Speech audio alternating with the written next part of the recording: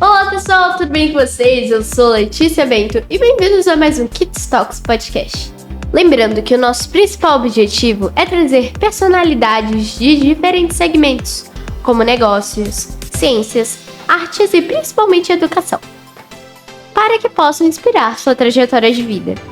Hoje temos a honra de receber a doutora Stephanie Lopes, diretora do Instituto Leônidas e Maria Dini, Fiocruz Amazônia. Seja bem-vindo ao Kids Talks e muito obrigada por ter aceitado o nosso convite. Imagina, o prazer é o meu, Letícia. É sempre bom poder falar um pouquinho sobre a Fiocruz Amazônia aqui com todo esse público voltado em especial para os jovens. Agora, vamos agradecer aos nossos patrocinadores. Fatiari. Quem experimenta prefere Fatiari. G Capital, um jeito simples e descomplicado de investir. E FB Andrade, soluções em geologia e meio ambiente. Stephanie Lopes é pesquisadora em saúde pública e atual diretora eleita do Instituto Leônidas e Maria Dini, ILMD, Fiocruz Amazônia, onde já atuou como vice-diretora de pesquisa e inovação. Formou-se em Ciências Biológicas pela Universidade Estadual de Campinas, em 2002, onde obteve os títulos de mestrado, em 2008, e doutorado, em 2012, em Genética e Biologia Molecular. Sua área de pesquisa é a malária e atualmente tem investigado novas estratégias para o controle e tratamento da malária, causada por Plasmodium vivax, com um foco no bloqueio da transmissão pelo mosquito vetor e no desenvolvimento de uma plataforma para investigar drogas contra o estágio hepático latente do parasita hipozoíta. Doutora Stephanie, o Kids Talks tem uma pergunta que a gente faz a todos os nossos convidados, que é a seguinte: todo adulto já foi criança e toda criança já teve um sonho enquanto crescia. O que a doutora Stephanie queria ser enquanto crescesse? Olha, mudei algumas vezes do que eu queria ser quando eu era criança. Primeira coisa que eu quis ser foi professora. Porque minha mãe era professora, acho que tinha uma inspiração, e também pelo contato diário que a gente tem na escola com professores, e eu achava aquela carreira extremamente hesitante, né? Achava bonito. Depois eu mudei um pouquinho por conta de doença na minha família, e eu fiquei pensando muito na questão da saúde, em como ajudar as pessoas a terem mais saúde. Então meu pai ficou doente, e isso me mexeu comigo como criança. Eu falei, não, acho que agora eu quero trabalhar com a área da saúde. Pensei em enfermagem, em medicina. Aí fui crescendo, né, com duas ideias que nunca foram tão fixas assim na minha cabeça, e quando chega aquela idade mais decisiva, o que você quer ser, eu pensei em fazer medicina. Mas aí vem, né, é um curso super difícil, muito longo, e eu acabei pensando muito bem no que eu queria fazer. E quando eu fiz essa reflexão, eu falei, eu quero ajudar a que a saúde seja melhor. Então eu quero dar conhecimento ou fazer novas soluções em saúde. Foi quando eu pensei em fazer algo que fizesse pesquisa em saúde. Isso lá bem no início mesmo. E aí eu olhei o curso de biomedicina, que na época era um curso novo, estava se fortalecendo, e eu fui atrás de fazer biomedicina. No final, eu acabei entrando em ciências biológicas, e dentro das ciências biológicas você podia se especializar em algumas áreas. Tinha as ciências médicas, mas eu acabei indo para biologia molecular e genética. Então, dentro do curso eu escolhi outra área, mas já no curso de graduação, né, fazendo ciências biológicas, eu fui para a área da saúde, para parasitologia, e fui estudar mais malária, ainda estudante de graduação em biologia. E aí foi o fruto da carreira, e acabei realmente, quando eu fiz aquela investigação interna do que eu queria fazer, eu queria trabalhar com isso, e acabei sendo bem sucedida, né? Trabalho como pesquisadora em saúde pública, então acho que eu consegui meu objetivo lá de trás. E como professora também o sou, né? Então lá atrás eu pensava em ser professora, e acabei sendo professora porque sou professora da pós-graduação, tenho estudantes, então essa questão da educação também faz parte da carreira do pesquisador. Então, eu acabei agregando as duas grandes áreas que eu pensei lá na infância, hoje na minha carreira. Nossa, que impressionante! Qual a importância de Oswaldo Cruz ter visitado a Amazônia no início do século XX? Dentro dessa missão do Oswaldo Cruz, né, houve, na verdade, esse programa de interiorização para conhecer os problemas de saúde. Oswaldo Cruz veio muito pautado por esse movimento, né, de interiorizar as ações que veio com a construção, por exemplo, da estrada de ferro Madeira-Mamoré, né? E a gente sabe que durante essa construção, diversos trabalhadores sucumbiram a uma doença que é característica da nossa região até hoje, que é meu objeto de estudo, que é a malária, né? Então, ela foi conhecida pela alta mortandade dos trabalhadores que vinham para lá, porque eles vinham de outras regiões, não estavam acostumados com a infecção pela malária, ou seja, o seu corpo não tinha proteção, não tinha anticorpos contra essa doença, e eles acabavam morrendo pela falta de acesso ao tratamento, diagnóstico, e também porque o corpo deles não tinha essa, não havia tido malária antes e acaba sendo mais grave na sua primeira vez. E aí, com isso, ele veio fazer diagnósticos situacionais para poder entender o que estava acontecendo, e dentro da sua viagem, diversas descobertas. Então, há muitos registros do que ele encontrou por aqui, e inclusive na época, né, hoje foi reconhecido até recentemente a profissão de sanitarista. Então, Oswaldo Cruz é um sanitarista. Ele não só olhava também esses problemas de doença, mas ele olhava o porquê que isso estava acontecendo, né? Então, o modo de vida, como se dava a população, a distribuição populacional, outros aspectos que estão em torno da saúde daquela população. Entendi, mas o que é a profissão de sanitarista? A profissão de sanitarista, ela é uma profissão que foi recentemente aprovada a sua criação, e ela ainda está numa fase, digamos, de entender como isso vai ser regulamentado. Mas o sanitarista é toda e qualquer pessoa que trabalha em prol da saúde pública. Então, que gera conhecimento, ou educa, ou atua nos aspectos da saúde pública. E aí, se a gente olhar ela, como ela não é uma profissão hoje existente ainda, então foi recém-criada, existem médicos que são sanitaristas públicos, assim como Oswaldo Cruz, Carlos Chagas, e existem sociólogos, como nossa ministra da Saúde, a doutora Anísia, que é socióloga, mas ela trabalha no quê? Nos aspectos da saúde pública, das políticas públicas e de como a sociedade deve se portar em cima disso. Então, propondo melhorias para o que a gente chama do nosso sistema público de saúde, o nosso SUS, né? Nossa, que interessante, eu não sabia disso não. O que é o ILMD, Fiocruz Amazônia, e o que ele faz? O ILMD, ele é uma unidade técnico-científica da Fundação Oswaldo Cruz, Fiocruz, né? A Fiocruz, ela é uma instituição de pesquisa atrelada ao Ministério da Saúde. Então, o que isso significa? Significa que ela é uma instituição para fazer pesquisas em torno das pautas da saúde, né? E aí eu ressalvo que muitas vezes a gente entende saúde como ausência de doença, né? Então, uma pessoa está saudável quando ela não tem doença.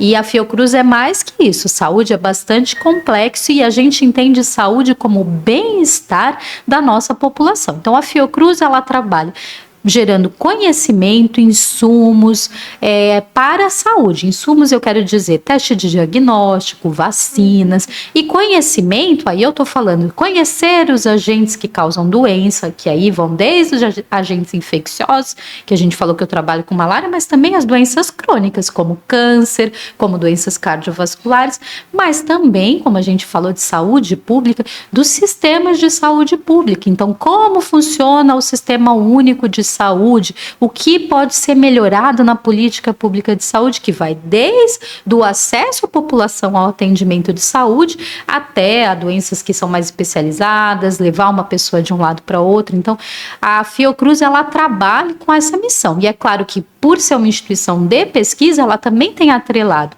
ensino, então formando pessoas em prol da saúde, extensão, então produzindo conhecimento para a população sobre isso, e como eu falei, também tem toda a questão de insumos, que vão desde medicamentos, vacinas, testes diagnósticos. Então, tudo isso a Fiocruz faz. Ela é bastante complexa, até muito difícil quando a gente quer explicar para alguém, por exemplo, de fora do Brasil. O que a Fiocruz faz? É muita coisa. Então, a Fiocruz, ela tem essa missão, que é melhorar o Sistema Único de Saúde do país nessas diferentes frentes. E o ILMD é a unidade da Fiocruz aqui em Manaus, mas que tem esse nome Fiocruz Amazônia, porque não pensa só em Manaus ou gerar o conhecimento para Manaus, e sim para toda a região amazônica, incluindo Pan-Amazônia, né? Entendendo que esse sistema geográfico, né, de fronteiras, ele não existe quando a gente está falando da pauta de saúde.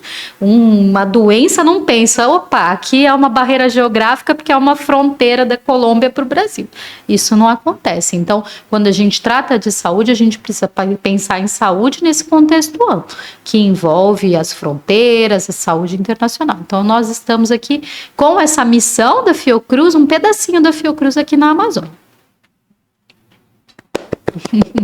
Ai, resposta linda, gente. Tá, mas quem foram as pessoas Leônidas e Mariadine e por que elas levam o nome do instituto? Exato, eles são os nossos patronos, né? E quando foi criada a unidade técnico-científica da Fiocruz e foi instalada, na verdade, a sua sede física, o instituto levou esse nome. Primeiro era Centro de Pesquisa Leônidas e Mariadine, hoje é Instituto Leônidas e Mariadine. Então, eles foram dois médicos, são paraenses, e eles trabalharam em prol da saúde pública da Amazônia, e por isso levam o nome.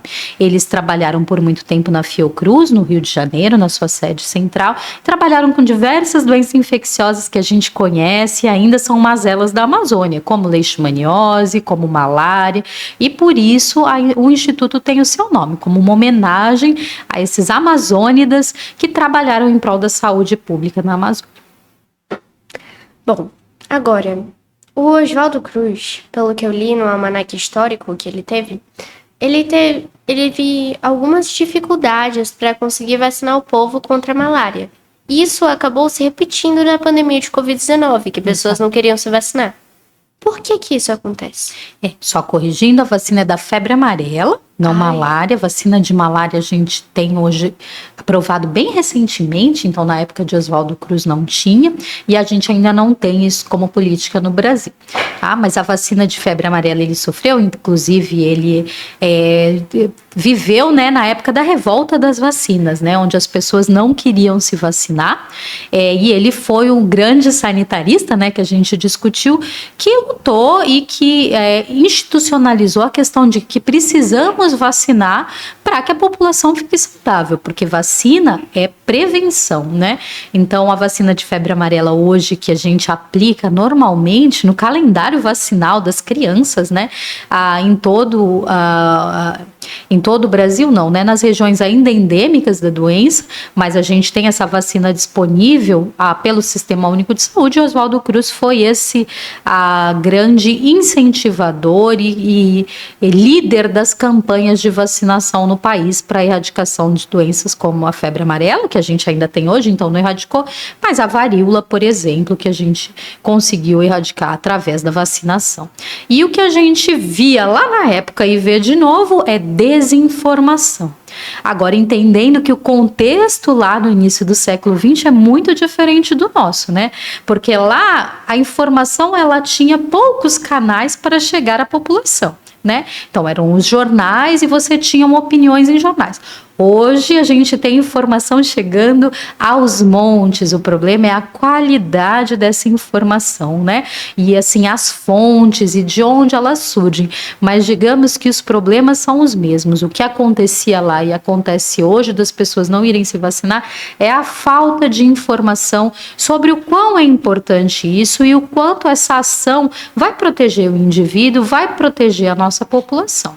Então, visando isso até, o Ministério da Saúde, hoje acho que foi lançado um WhatsApp, que é para você saber informações verdadeiras sobre vacinação. Então, existe um portal do Ministério da Saúde e agora você, por WhatsApp, se você recebe alguma informação, você pode checar a veracidade dela através desse WhatsApp do Ministério da Saúde, entendendo que um dos problemas da gente ter os índices, né, de vacinação da população, como a gente tinha cobertura vacinal muito boa, muito está pautado na desinformação. Então eles criaram esse canal, esse diálogo de comunicação com a sociedade.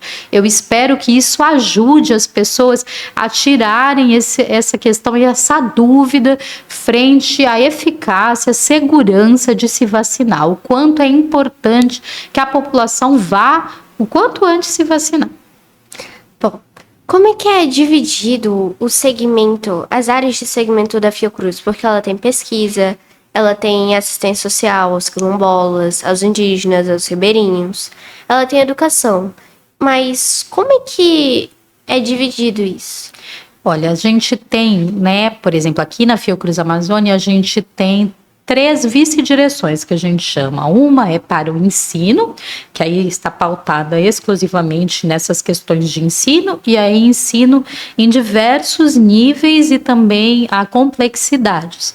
E a gente tem uma de pesquisa e tem a de gestão, que é um pilar que a gente chama de transversal, que é o que vai cuidar, por exemplo, da nossa infraestrutura, de pagar nossa conta de luz, né, de coisas que a gente às vezes não pensa no dia a dia, mas que são importantes para a instituição funcionar. E aí, dentro da Fiocruz Amazônia, a gente não tem a parte de assistência. Então, a gente não tem um hospital, a gente não tem um ambulatório, por exemplo, para receber pacientes. Mas a Fiocruz, no Rio de Janeiro, por exemplo, ela tem um hospital, que é mais de um, inclusive, tem o Fernandes Figueiras, que é pautado na saúde da mulher, a gente tem o Instituto Nacional de Infectologia, que é pautado em doenças infecciosas, mas a Fiocruz Amazônia, a gente não tem esse atendimento direto ao público, né, como uma ação de assistência, como uma base do Sistema Único de Saúde. A gente, de fato, está mais desenvolvendo pesquisas em torno do sistema de saúde. Aí, dentro da pesquisa, a gente tem várias vertentes de pesquisa. A Fiocruz também, como eu falei, produz insumos, medicamentos, e aí para isso a gente tem fábricas, né? Então, tem uma fábrica que é Farmanguinhos, que faz medicamentos, tem uma fábrica que é Biomanguinhos, que aí faz, por exemplo, as vacinas, faz também alguns insumos diagnósticos, e a gente tem parcerias da Fiocruz com outros agentes para fazerem isso também. Aqui na Fiocruz Amazônia, a gente tem as ações de ensino, que aí vão de ensinos que são, por exemplo, cursos de curta duração para profissionais de saúde se atualizarem, por exemplo, quando a gente teve a pandemia, em oximetria, né? Todo mundo queria saber como é que estava a sua oxigenação quando você tem Covid, porque sabia que a saturação estivesse abaixo, você deveria procurar a unidade de atendimento. Mas os profissionais de saúde, né, que estão lá na ponta, que são os agentes de saúde, eles não tinham conhecimento para fazer essa testagem, que era um equipamento simples de colocar no dedo, como se coloca, pode ter esmalte ou não ter, precisa alguma coisa. Então a gente fez cursos de atualização desses profissionais para que eles pudessem, né, atuar sabendo como fazer aquilo. Então, uma forma de qualificar. E a gente tem cursos mais especializados, como mestrado e doutorado, aí para as pessoas se qualificarem e se tornarem potenciais cientistas do futuro, né? Então, a gente tem uma gama muito grande de cursos. A gente tem, por exemplo, um curso hoje de mestrado cuja turma de 15 alunos são todos indígenas do Alto Solimões. Então, essa turma, são 15 indígenas que vivem nas comunidades e que a gente da Fiocruz vai até Tabatinga, com apoio da UEA, né, da Universidade do Estado do Amazonas, e as aulas são dadas no campus da UEA em Tabatinga. Tem apoio também dos docentes da UFAM, de Benjamin Constant, que é da região, e assim a gente consegue formar esses indígenas e que eles completem o curso. Então, tem diversas adequações de um curso normal, como, por exemplo, aula de português e nivelamento de matemática, por exemplo, para que eles possam fazer cálculos estatísticos e coisas assim. Então, é uma turma especial, primeiro porque ela é fora de sede, né? Então, a gente desloca nosso corpo docente para lá, e segundo porque ela tem cursos complementares para que esse indígena indígena possa obter o seu título de mestrado em saúde coletiva e assim ser um sanitarista reconhecido no futuro. Então a gente tem diversas atuações. E claro, essas ações de educação, muitas vezes elas também vêm pautadas com a pesquisa junto, porque os nossos profissionais, que são os pesquisadores, também são os professores desses cursos, né? Então, colocando que aí na pesquisa a gente tem diversos laboratórios de pesquisa, então hoje a gente tem 7 laboratórios de pesquisa que atuam em diferentes áreas, né? Então a gente tem um laboratório que atua em pesquisa em populações vulnerabilizadas, que são ribeirinhos, indígenas. Então ele estuda políticas públicas, acesso e como funciona para essas populações em específico. Então eles trabalham muito com a saúde que a gente chama rural. Então, por exemplo, das unidades fluviais de saúde. Então eles trabalham nesse contexto. A gente tem um laboratório, por exemplo, que é História e Políticas Públicas em Saúde. Então ele passa a entender o que acontecia, o que acontece, as mudanças. Deixa eu tomar uma água. E a gente tem laboratórios mais com uma vertente tecnológica, por exemplo, como diagnóstico e controle de doença infecciosa, que é o laboratório que eu faço parte, que aí você trabalha na parte de entender como você pode diagnosticar e controlar doenças infecciosas, aí promovendo novos testes de diagnósticos, novas soluções para tratamento. E tem laboratório, por exemplo, de ecoepidemiologia de doenças infecciosas, que trabalha, por exemplo, com entender a ecologia de um espaço e como se distribui, por exemplo, um vetor de uma doença como dengue. Então, será que as mudanças do homem nesse cenário mudam a presença do vetor e aí aumenta a doença ou diminui a doença? Então, assim, é bastante extensa a nossa área e depende da especialidade de cada um. Então, a gente tem o laboratório, por exemplo, que é recém-instalado, que é o LEGEP, que é o laboratório de modelagem e estatística, geoprocessamento e epidemiologia, que, por exemplo, trabalha com um banco de dados. Toda vez que você faz um exame no SUS, por exemplo, você tem um diagnóstico. Esse diagnóstico, para que ele serve? Ele serve primeiro para você poder ter uma imediata ação do médico, mas ele também é catalogado num sistema. E esse sistema dá para o poder público saber, tem mais daquela doença ali. Então, eles, por exemplo, usam desses dados, desses bancos de dados, para entender como está a dinâmica de doença, usando até a análise aí, essa modelagem computacional para prever se vai aumentar uma doença, se vai diminuir, quais foram os fatores que levaram a esse aumento, a essa redução. E temos também um laboratório de pesquisa clínica, por exemplo, que aí já trabalha fazendo o teste mesmo de segurança e eficácia de medicamentos, vacinas, com voluntários, né, ou pessoas que padecem de alguma doença para novos tratamentos, dando evidência se esse medicamento pode seguir à frente. Um exemplo disso é a tafenoquina, que é um novo medicamento que foi aprovado para malária, Vivax, e que o laboratório IPCCB foi um dos centros, né, no mundo que fizeram esse teste e provaram a segurança e eficácia desse medicamento, que já foi aprovado pela Anvisa e já está na fase de implementação mesmo para que as pessoas possam utilizar. Quais são as principais dificuldades da Fiocruz na Amazônia? Olha, eu diria que é uma dificuldade para toda a ciência e educação que a gente tem na Amazônia, né? Seja ciência, seja educação. A gente sempre é muito invisibilizado e sempre é compreendido por outros, né? Quais são os problemas da Amazônia. A gente tem muito, até, por exemplo, Oswaldo Cruz, Carlos Chagas, que vieram fazer missão, eles vieram de fora, fizeram uma expedição e com o seu conhecimento foram entender o que tem aqui, né? E eu acho que hoje a gente já tem instalado tanto doutor, tanta gente que, na verdade, quem está aqui deve falar o que a Amazônia precisa, porque é quem vive aqui diariamente para dizer, né? Então, eu acho que a gente ainda tem muito que mostrar o nosso poder intelectual, o nosso poder de todos, daqueles que vivem aqui. Não digo o poder intelectual de quem está formado, não. O saber tradicional, o povo originário que vive aqui tem muito a nos dizer o que a Amazônia precisa. E a gente precisa dar voz para isso, porque muitas vezes esse nosso conhecimento, e quem está aqui, há um pouco de preconceito sobre isso, e a gente não é escutado, né, para falar das mazelas do território que a gente vive. Então eu acho que isso é um desafio que eu coloco, que não é só da Fiocruz, é da UFAM, é da UEPA, da UFPA, de todo mundo que está aqui, e tem talvez seja mais fácil de ser escutado, né? E aí eu digo que os povos indígenas têm feito muito bem um trabalho, porque eles se juntam para ter sua voz escutada, né? Então eu acho que esse é um desafio ainda. Eu, por exemplo, faço parte de um grupo de trabalho da Amazônia, no Ministério da Saúde, onde o que a gente menos vê são pessoas que vivem a Amazônia. Não é que eles não possam dizer ou não possam contribuir para o que a gente precisa, mas talvez a gente precise da participação de quem aqui vive, de quem aqui faz, para que eles entendam mais, né? Acho que a gente sabe mais do que talvez quem vem aqui de tempos em tempos. Como é que a Fiocruz ajudou a Amazônia na época da pandemia?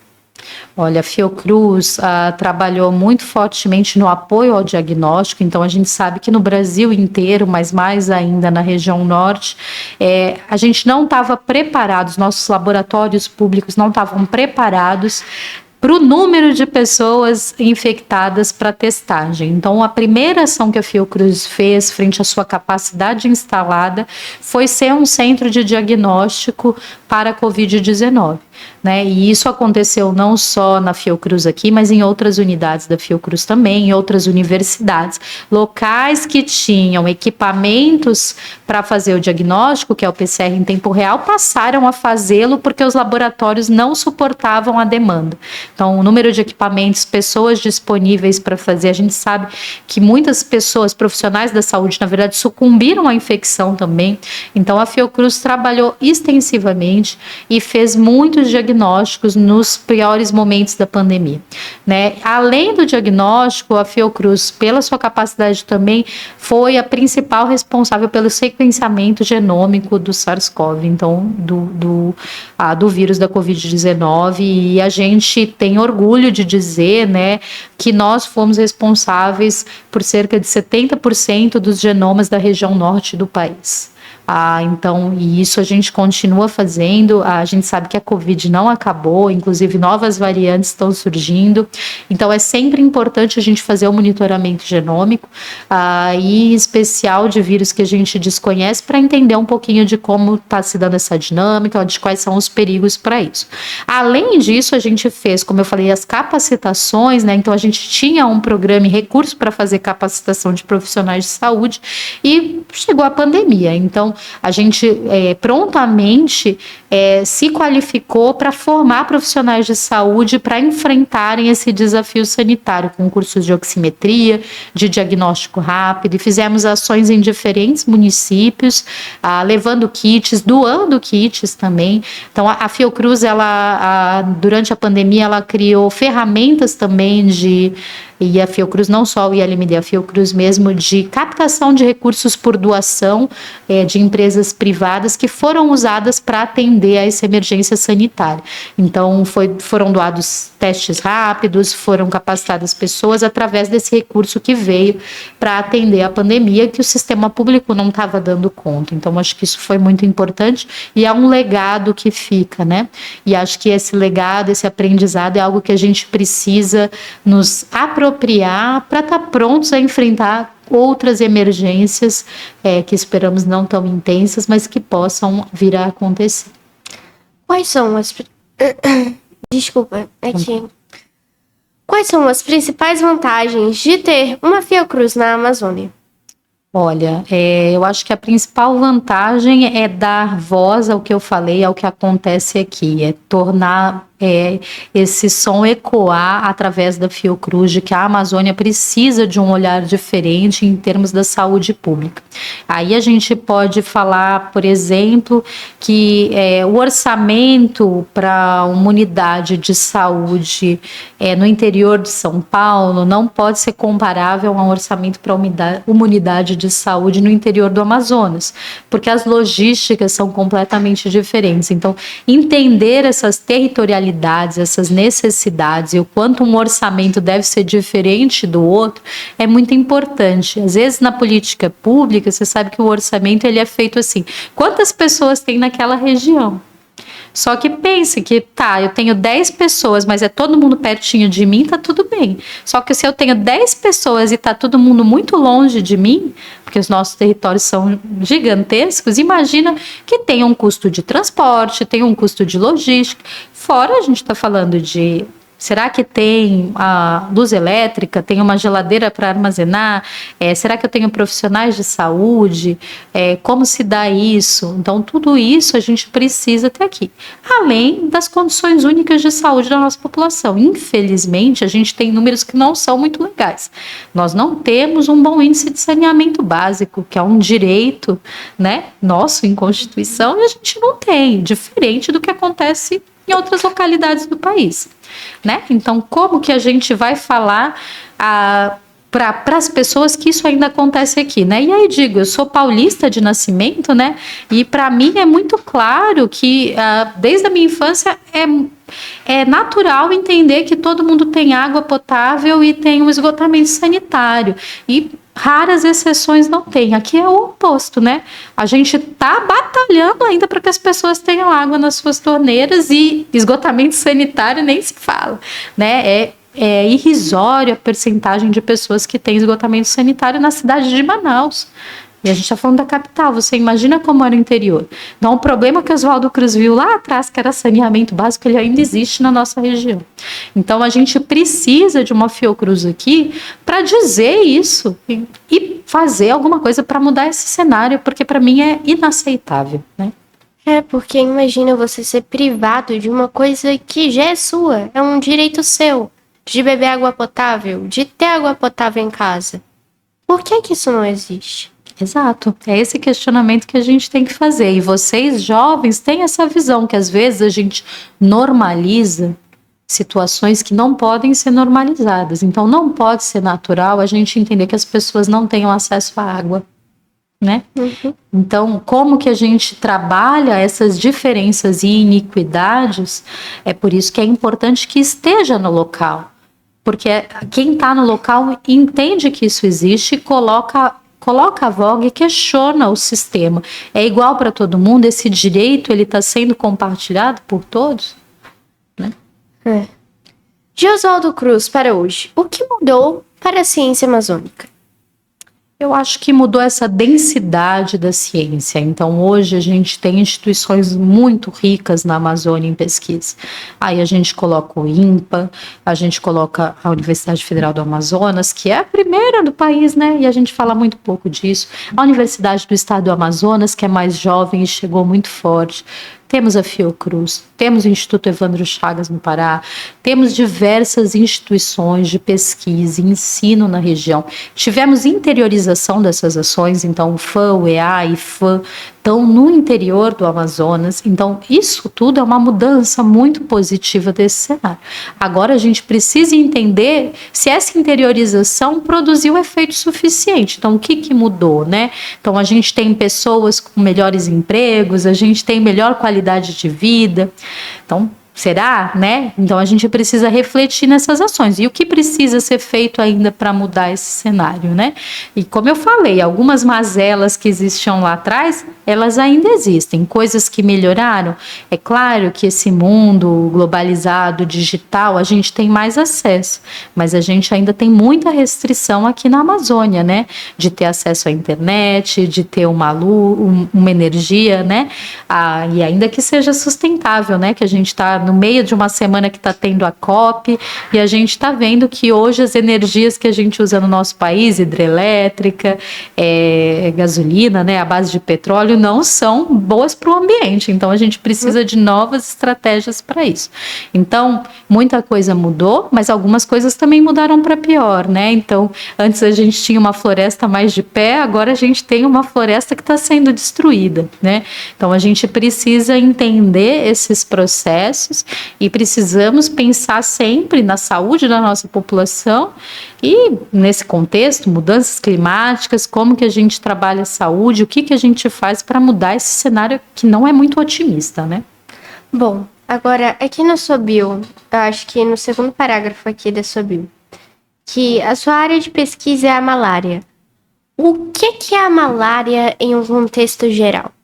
A malária ela é uma doença infecciosa que é transmitida por um mosquito, né, que a gente chama de vetor, assim como é a dengue, que a gente conhece mais, e é causada por um parasita, um pouquinho diferente da dengue, que é causada por um vírus.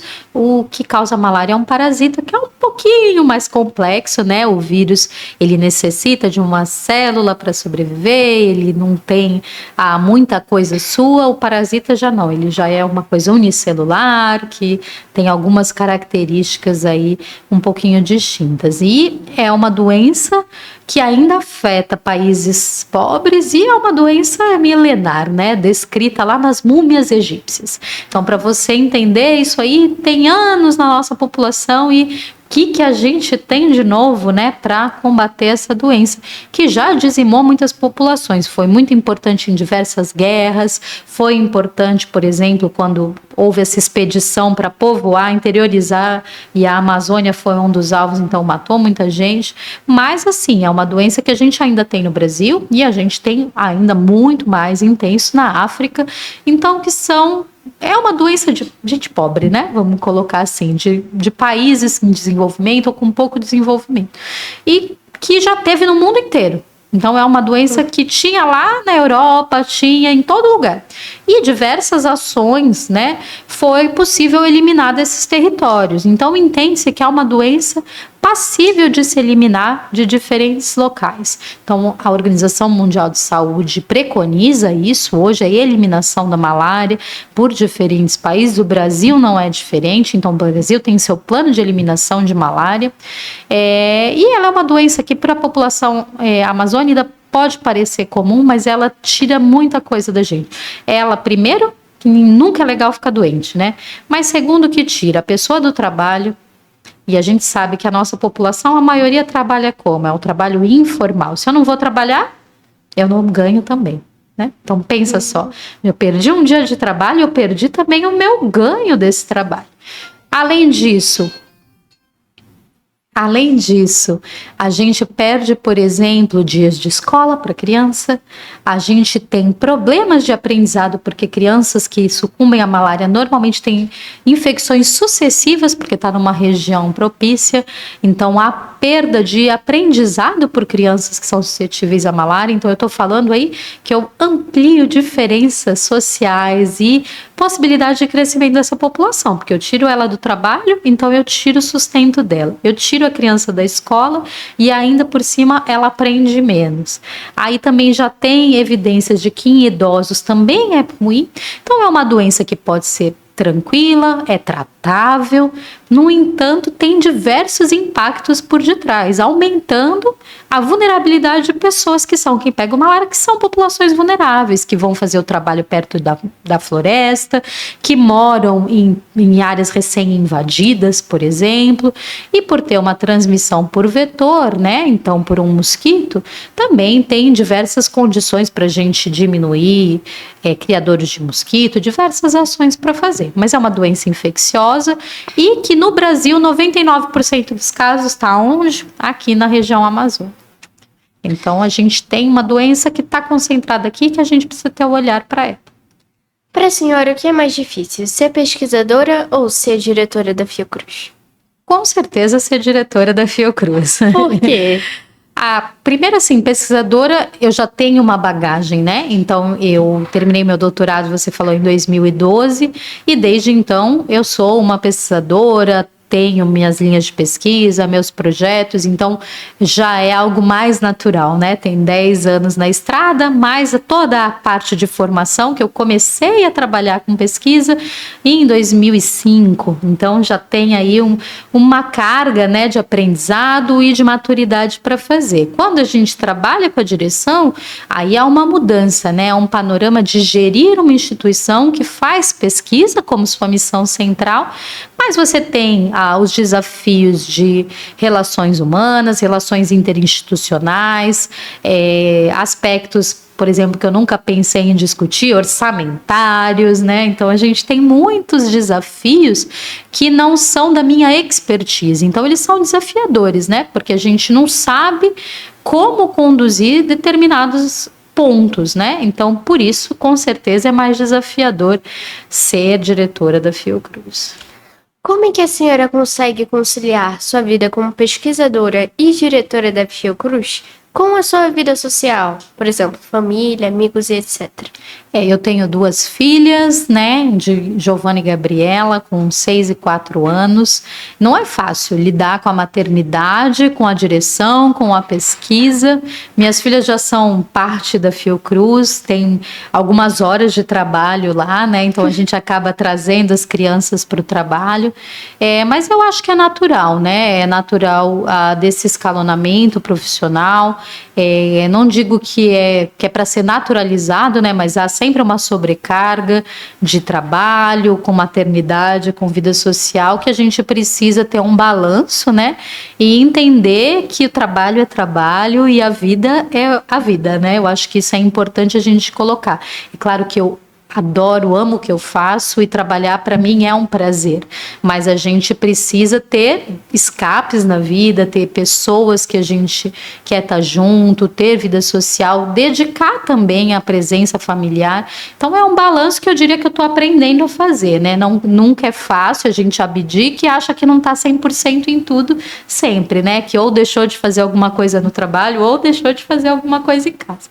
Mas é um balanço que a gente tem que ter para a saúde mental e também porque eu acho que tem que ficar claro que trabalho é uma coisa e a vida é outra. A gente não deve misturar.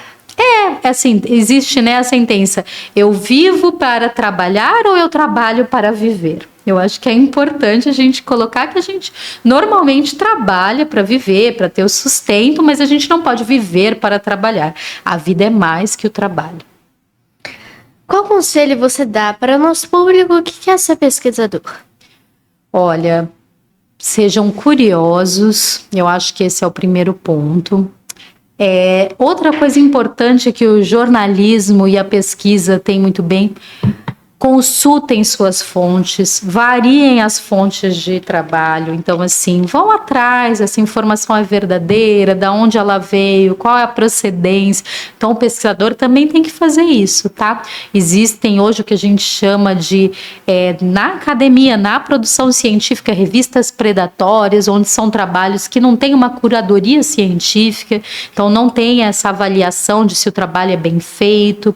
Então, é importante que desde sempre a gente pense isso, mas eu acho que o principal que faz um pesquisador é realmente essa sede por conhecimento. Então, o que o pesquisador tem é curiosidade, sede por conhecimento e sempre questionar. Então, ser questionador. Eu brinco que toda criança é um pequeno cientista, né? Aquela coisa que a gente fala na idade da minha filha, aí 5, 6 anos, o porquê tal coisa? O porquê, mamãe? Por que o céu é azul? Por que a borboleta pousa dessa maneira? O porquê que a gente fala, filha, peraí, chega de tantos porquês. Isso é questionar, e questionar faz parte de fazer ciência. Então, ser questionador é importante. E acho que estudar, né? Eu acho assim, o pesquisador, ele estuda, ele lê, então é sempre importante da área que você quiser. E lembrando, né, a Fiocruz trabalha com pesquisa para a saúde, mas tem pesquisa em diversas áreas, por exemplo, algo que os jovens gostam muito hoje, tecnologia da informação, software, games, então tudo isso também é produção científica, é ciência da computação, então é importante isso. Um fato curioso é que eu quero me formar em TI. Olha só, tá vendo? Então é algo assim, e olha, profissionais de TI para a saúde são essenciais, viu? Porque hoje a gente fala de saúde digital, porque tem diversos sistemas, tem a telemedicina, tem várias coisas. Então, assim, e isso, as áreas são muito transversais, né? Às vezes a gente vai com um olhar assim, aqui quer fazer saúde, é fazer medicina, é fazer farmácia, é fazer...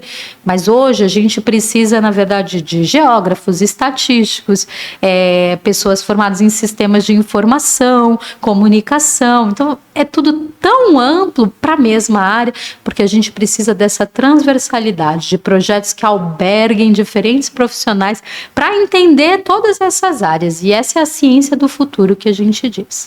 Agora, vamos para a pergunta do público, que é a seguinte.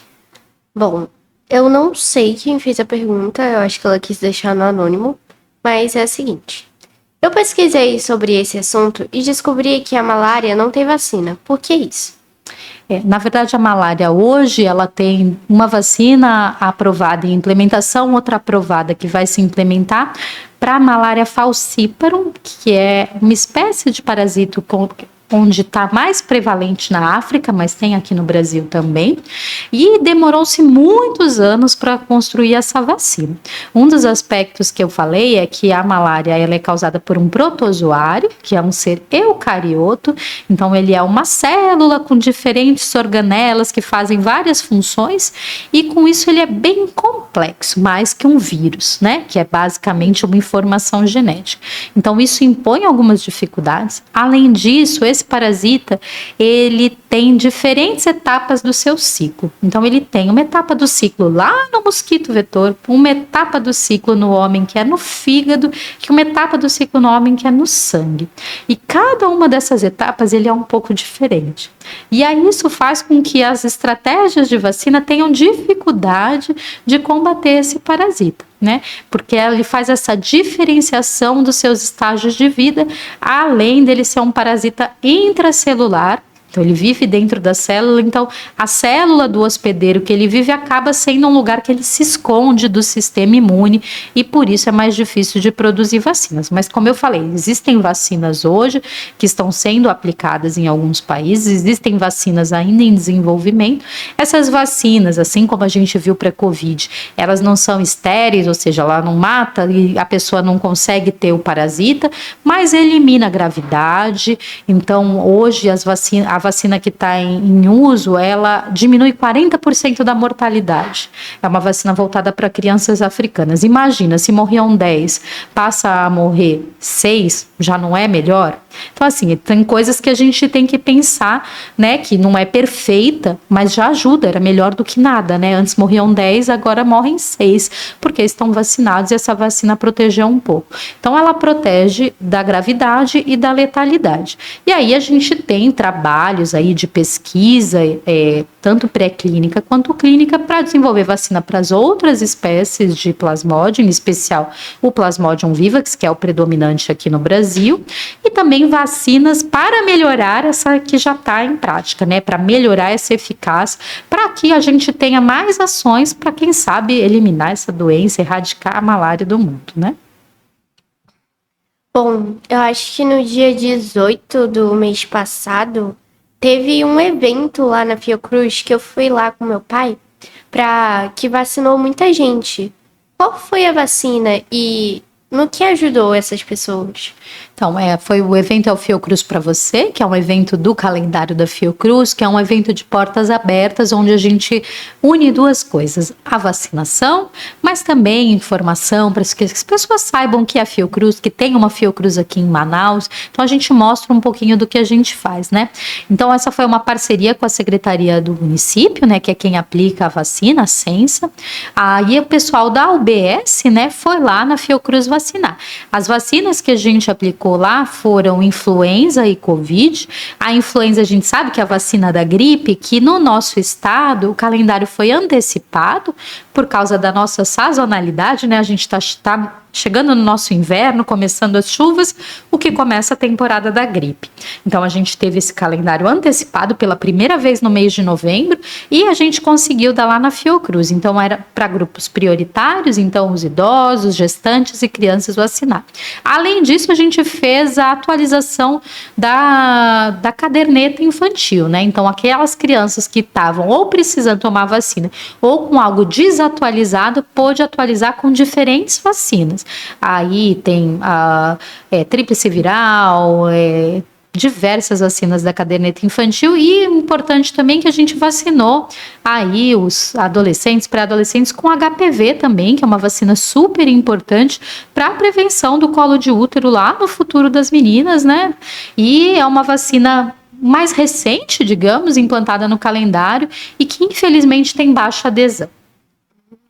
Infelizmente, chegamos ao fim de nossa entrevista. Tem alguma consideração final?